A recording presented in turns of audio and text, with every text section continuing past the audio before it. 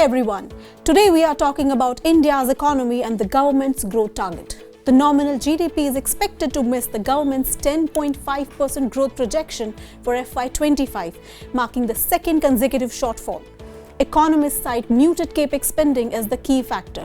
What does this mean for the country's finances? Let's take a closer look, but before that, do like, share and subscribe to our channel. According to an analysis by Moneycontrol, it seems the nominal GDP is likely to miss the budget projection for the second consecutive year. While the government had projected a 10.5% growth for this fiscal year, the first advanced estimates released on January 7 shows a growth of 9.7%.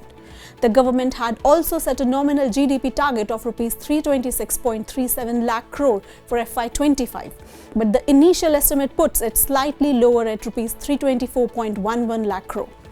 In fact, analysis shows that the nominal GDP growth has been lower than the budget projection in 10 of the last 13 years.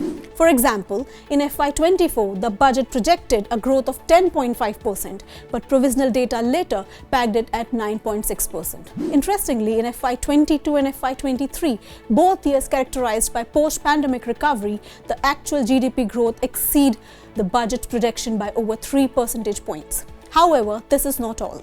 Data from the years 2020 to 2023 reveals a significant divergence in the budget's projected growth and the final numbers, with an average gap of 6 percentage points. On the other hand, in the year outside this period, the average variation between budget estimates and final number stands at just 0.9%. So why does the nominal GDP matter? Well, a shortfall in nominal GDP impacts the government's calculations, especially when it comes to reaching its deficit targets. In FY25, for example, a lower nominal GDP could push the fiscal deficit up to 5% of GDP, slightly beyond the 4.9% target.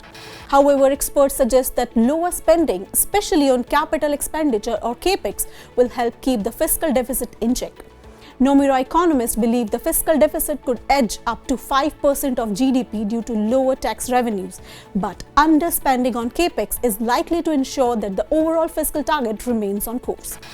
Data from the Controller General of Accounts shows that capital spending during the April to November period was 12 percentage points lower than the previous fiscal year, signaling a shift in spending priorities.